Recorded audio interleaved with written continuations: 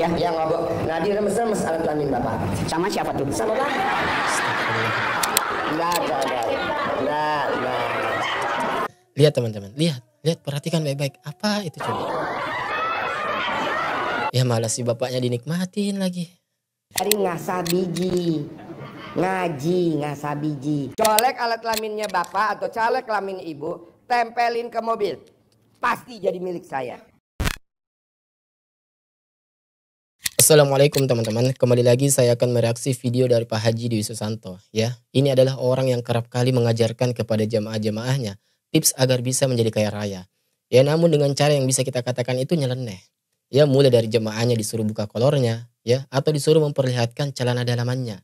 Ya celana kolornya gitu ya. Shoot Kang Nur.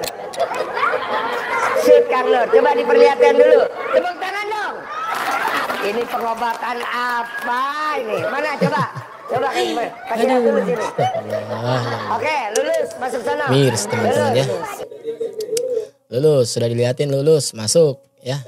Kasih lihat dulu. Tuh, astagfirullah. Dibuka teman-teman ya, diperlihatkan dan direkam dan diupload di YouTube. Ya. Ya Allah, ini MUI kemana? Kasihan muslimah kita. Mana? Kasih lihat. 1, 2, 3, 4, 5, 6, 7, 8, 9. Nurut, manut, katut. Lah ini lah yang saya tanyakan kan. Nyolek gue ngaceng. Coba teman-teman ya, bahasanya apakah pantas seperti itu? Kan uang udah dapat. Sepeda motor udah dapat. Sampai sekarang praktik seperti itu ya masih berjalan di tempatnya Pak Haji Dwi Susanto. Ya bahkan ya mungkin semakin banyak orang yang datang ke sana. Ya entah kenapa ya, saya juga heran. Kok seakan dibiarkan oleh pihak yang berwajib. Ya maksudnya di sini siapapun pihak yang berwajib. Ya bisa MUI, ya bisa penegak hukum. Ya entah kenapa ya hal semacam ini seakan dibiarkan. Terkhusus MUI Bogor. Ya, karena lokasi praktiknya Pak Haji Dwi Susanto ini kan ya katanya di Bogor teman-teman. Ya, teman-teman bisa cari di Google, kan banyak itu. Ini MUI Bogor apakah tidak melihat ini? Ya, apakah MUI Bogor tidak memandang ini suatu persoalan? Ya, jadi seakan-akan itu dibiarkan teman-teman. Jadi seakan-akan sampai saat ini ya kita ini tidak melihat adanya ya, aksi nyata atau pergerakan dari MUI Bogor dan khususnya ya MUI Pusat. Ya, jadi saya katakan ulang teman-teman, apakah MUI Bogor ini ya, itu tidak memandang ini menjadi suatu persoalan? Ya di mana terlihat ada ibu-ibu satu persatu disuruh memperlihatkan celana kolornya. Ya bahkan di syuting dan dimasukkan ke YouTube tanpa sensor. Ya sebenarnya video ini teman-teman gak ada sensornya. Cuma saya berinisiatif untuk memberi sensor, blur. Ya karena saya kasihan teman-teman dengan ibu-ibu itu. Ya sebenarnya mereka itu datang ke sana kan ya pengen dapat tips ya agar hutangnya ini cepat lunas. Agar bisa kaya raya, agar bisa beli mobil, beli rumah. Ya jadi rata-rata orang yang datang ke sana adalah orang yang ingin menyelesaikan persoalan ekonominya secara instan. Ya tanpa harus bekerja keras, tanpa harus mengambil tabungan, merogoh tabungan, tanpa harus mengutang gitu kan. Ya cukup hanya dengan memperlihatkan celana ya itunya. Ya cukup hanya dengan apa? Mencolek-colek itunya ya. Pokoknya aneh-aneh lah tips-tipsnya teman-teman ya. Dengan janji yang diberikan nanti akan kaya raya. Ya, hutangnya akan terlunasi, punya mobil gitu ya. Coba kita simak satu video berikut ini teman-teman. Ada bapak-bapak yang pengen punya mobil tanpa bekerja, tanpa ngutang, ya tanpa kredit. Ya, ini tipsnya yang diberikan. Coba kita lihat nih tipsnya. Walaupun begini Pak Haji, saya masih ada keinginan ya. Keinginan kebeli mobil baru ya. Mobil baru. Supaya tidak. Caranya gimana? Caranya gimana supaya tidak ngutang, tidak jual aset, tidak nyicil, tiba-tiba punya gitu. Jadi teman-temannya bapak ini mau punya mobil ya, tetapi dengan caranya itu tidak jual aset ya, tidak ngutang juga ya. Artinya tiba-tiba mobil itu ada langsung jreng ya, muncul teman-teman. Ya Allah, ini apa coba teman-teman? Ya. Bapak mulai besok pagi tidak boleh pakai celana dalam. Dengar teman-teman ya, lihat jawabannya. Apakah nyambung? Ya jawabannya ya, pertanyaan dari bapak itu pengen punya mobil tanpa usaha, tanpa ngeluarin uang, tanpa ngutang. Dan jawabannya apa? Mulai besok Pak, nggak usah pakai celana dalam. Stop. Terus? Boleh besok pagi. Kantongnya bapak nih kantong. Iya. Ini nggak boleh ada jahitan nih, nggak boleh ada jahitan puring, nggak boleh, harus bolong. Nanti bapak Gampang ngodok ya. yang ngobok. Nah diremes-remes alat kelamin bapak. Sama siapa tuh? Sama Bapak. Astagfirullahaladzim. Sambil diremes-remes anunya teman-teman. Ya, itunya. Coba ini ngajarin jamaah untuk remes-remes anunya, ya Allah. Remes-remes ya. Nah nanti Bapak hari ini juga nggak apa-apa Bapak praktekin. Nanti Bapak lihat di parkiran ada mobil yang mana Bapak pilih. Bapak pegang aja. Jadi milik, jadi milik, jadi milik, jadi milik. Ada yang bagus di situ ya, boleh ya. Aduh. Jadi caranya teman-teman ya, caranya itu dilobangin, gak usah pakai ya dalaman, kemudian diremes-remes itunya. Nah setelah diremes-remes itunya, nah lalu ditempelin ke mobil yang kita inginkan. Ya jadi milik saya, jadi milik saya. Ya Allah ya Rabb, astagfirullah. Ini ajaran macam apa ini teman-teman? Ya kasihan umat kita ini. Kasihan, tolong kepada pihak MUI, tolong ya khususnya kepada MUI Bogor. Tolong kalau bisa ya bisa ditindakin orang. Ya minimal ya didatangin lah, ya ditanyain apa maksudnya seperti ini, kenapa bisa seperti ini. Karena sampai sekarang teman-teman ya, kenapa saya mengangkat video ini lagi? Karena sampai sekarang ini ya saya ini belum mendapatkan ya reaksi daripada MUI. Ya karena bahaya teman-teman, sekali lagi bahaya. Yang saya tahu ya sampai saat ini itu ya masih ada jamaahnya itu datang ke sana. Bahkan tidak tanggung-tanggung semakin banyak ya umat Islam ini yang justru datang ke sana. Astagfirullah. Dan coba teman-temannya kita lihat yang lainnya lagi ya. Tipsnya lagi coba. Malah takut ini. Nggak ada. Jangan dipukul dong. Nanti Bapak panjang. Berapa kali itu? 99 kali. Ya Allah.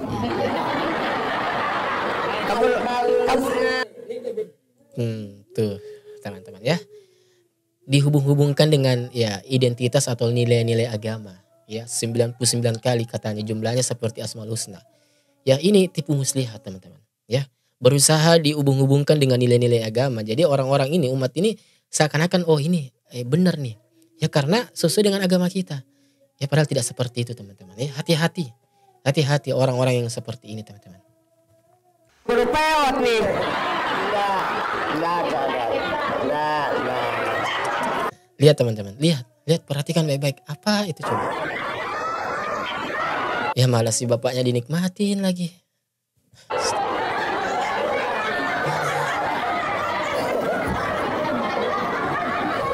Belum. Ya. Belum. Ya bentar. Manjang. Ya. 99. Keras. 99. Kali itu. Ya. Terakhir ngaceng 99 kali. Jangan lupa terakhir muncrat. Ya Allah, astagfirullahaladzim. Ini mah ngawur nih ya. Kata-katanya juga seperti itu teman-teman, tidak pantas. Harus ada kata muncrat, nanti penutupnya baru. Harus katanya ada kata muncrat teman-teman. Astagfirullahaladzim ya. Jadi pengen punya mobil tadi katanya ya, nggak mau ngutang, nggak mau jual aset. Pengennya itu mobil tersebut tiba-tiba ada aja. Lalu dikasih tips oleh Pak Dwi Susanto tadi ya. Katanya cukup colek itunya ya, terus ditempelin tuh ke mobil. Colek alat kelaminnya bapak atau colek kelamin ibu, tempelin ke mobil. Pasti jadi milik saya. Pasti jadi milik saya. Itu Pak nggak sampai umur bapak berapa, misalkan 40, 50 atau 70, nggak sampai 70 hari. Tempelin Mac ibu, tempelin di mobil. Aduh kacau. Astagfirullah. Ya kita jadi takut nih ya, parno nih ya. Mau parkir mobil sembarangan ya, nanti mobil kita ini ya bau terasi. Gimana dong? Ya patut dicurigai kalau ada orang yang tiba-tiba ya nyolek-nyolek mobil kita kan. Ya jangan-jangan itu jamaahnya Pak Haji Dwi Susanto gitu. Teman-teman, ya di dalam agama Islam itu kita diajarkan untuk realistis dalam hal nasib, ya dalam hal rezeki. Ya makanya Allah Subhanahu wa taala di dalam Al-Qur'an itu menegaskan, sesungguhnya Allah tidak akan merubah nasib suatu kaum ya kecuali kaum itu sendiri yang merubahnya. Yaitu Al-Qur'an ya, surah Ar-Ra'd ayat ke-11. Dan dari ayat itu saja ya kita ini bisa lihat betapa Allah itu menuntun kita untuk realistis masalah nasib, ya masalah rezeki teman-teman. Ya jadi nasib dan rezeki yang ada pada diri kita itu sesuai dengan kepantasan diri kita. Dan Allah ya itu tidak mungkin salah dalam memberikan rezeki. Ya Allah tidak mungkin meleset memberikan rezeki. Ya kalau Anda yang pantas mendapatkan rezeki tersebut, maka itu akan menjadi milik Anda. Ya sekelas Nabi dan Rasul Nabi Muhammad SAW yang betapa mulia hidupnya, itu masih berdagang, masih bekerja untuk mencukupi hidupnya. Lalu ada orang di masa sekarang dengan gampangnya memberi tips kepada jamaah. Ya, kalau ingin kaya raya, kalau ingin punya mobil cukup colek itunya, tempelin ke mobil. Ya ini seperti perdukunan teman-teman kalau seperti ini. Ya ini ajaran macam apa? Ya, tapi dia lebih modern ya dan dikemas agama. Ya dikasih sentuhan-sentuhan agama. Ya beberapa ritualnya seperti ya harus colek 99 kali. Ya sama seperti jumlah Asmaul Husna. Dan juga seperti sebelum merendam celana dalam harus katanya sholat dulu lah. Dan biasanya teman-teman ya tips-tips seperti itu dari perdukunan.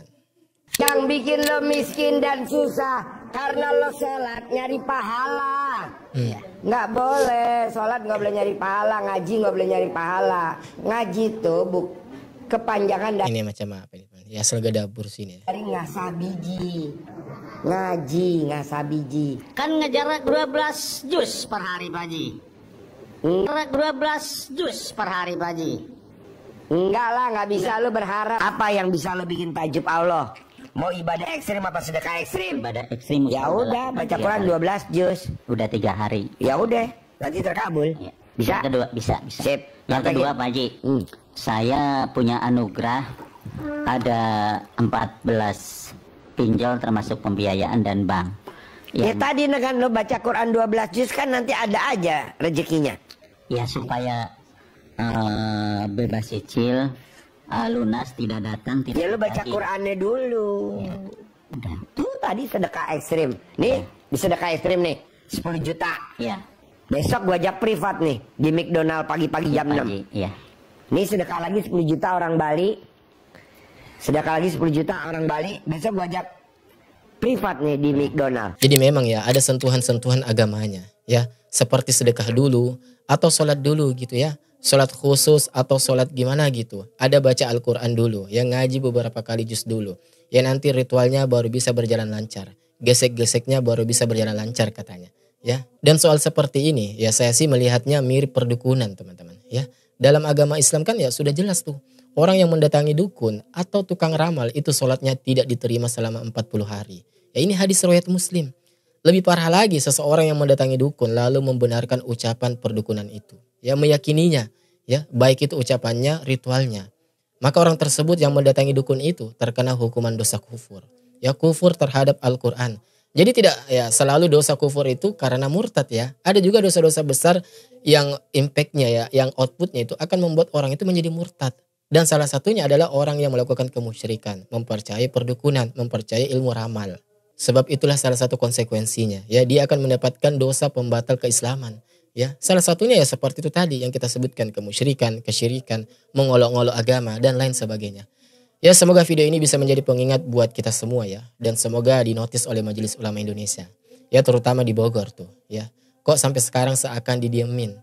Ya insya Allah kita ketemu lagi di video berikutnya. Dan seperti biasa teman-teman. Gimana nih menurut kalian? Coba komen di kolom komentar kita di bawah ya.